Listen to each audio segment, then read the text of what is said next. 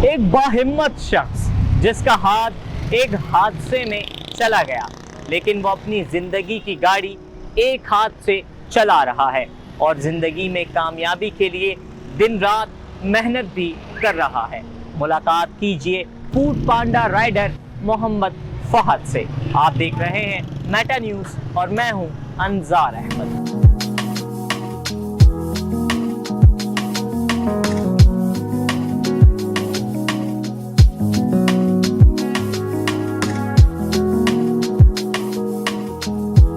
अस्सलाम वालेकुम जी, मेरा नाम मोहम्मद फ़हद है। मैं छोटा था, तकरीबन 2.5 से 3 साल मेरी एज थी और उसके दौरान जो है मेरा एक्सीडेंट हुआ था और एक्सीडेंट के अंदर मेरा हाथ कट गया।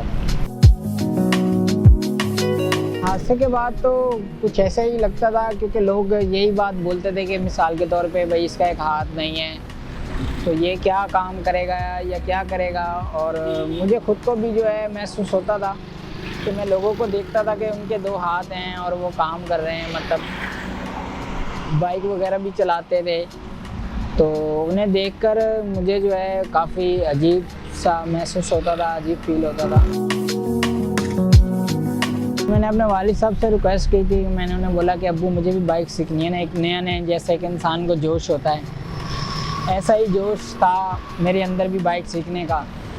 और मिसाल के तौर पे फिर अब्बू ने मुझे जो है बाइक सिखाई।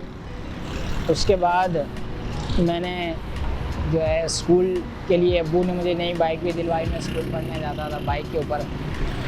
तो फिर मैंने यही सोचा कि यार अब चलो स्कूल तो मैं पढ़ रहा हूँ, साथ के साथ कुछ अपना मुस्तकबिल के बारे में भी सोचना चाहिए कि भाई मतलब मिसाल के तौर पे कल को मैं कोई भी बुरा वक्त आ जाता है, अब सारी ज़िंदगी मेरे माँ बाप मुझे तो नहीं खिलाएंगे। तो इसीलिए जो है फिर बाइक के ऊपर ही जो है मैंने ये फूड पांडा के अंदर ज्वाइन किया। तो 3 साल से जो है अल्हम्दुलिल्लाह मैं इसके अंदर काम कर रहा हूँ और अपना जो है रोज़गार कमा रहा हूँ। नहीं, इसमें कोई ये नहीं होता कि मिसाल के तौर पे आपने दिन के इतने ऑर्डर डिलीवर करने हैं। ये इनका ये रूल होता है कि जितने ऑर्डर्स भी लगने आते हैं वही आपने डिलीवर करने हैं, वही आपने पिकअप करना है, वही आपने डिलीवर करना है। जितना आप वर्क करेंगे उसके हिसाब से आपकी अर्निंग बनेगी। बहुत ज़्यादा मुश्किलात तो होती है, क्योंकि सबसे ज़्यादा मेन बात यह है कि कराची के अंदर ट्रैफिक बहुत ज़्यादा है। तो फिर भी जो है इस ट्रैफिक इतनी बावजूद होने के बावजूद भी मैंने अपना हिम्मत और हौसला नहीं हारा।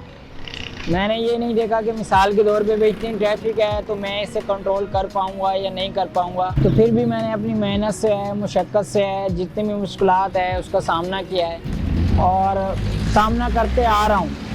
और अल्लाह ताला से ये गुजारिश करता हूँ, उम्मीद रखता हूँ, उनसे यही कहता हूँ कि भाई वो मुझे हमेशा इतनी हिम्मत, ताकत और सेहत दे ताकि आने वाले वक्त का भी मैं सामना कर पाऊँ।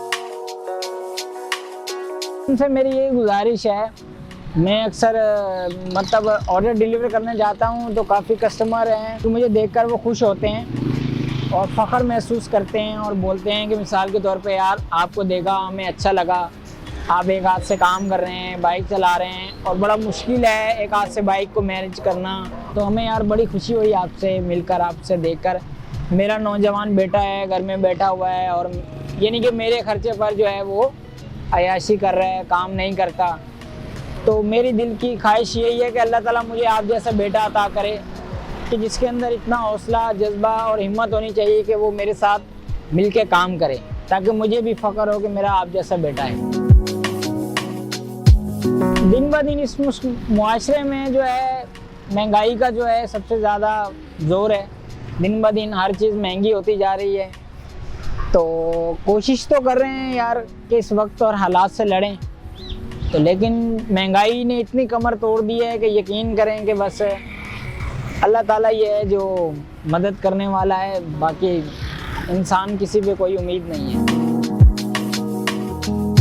यार मुस्तकबिल में कोशिश तो यही है कि मेरी खुद की जो दिली ख्वाहिश है, मैं चाहता हूँ कि मेरी डिसेबल कोटा होता है हमारा हर इदारे के अंदर।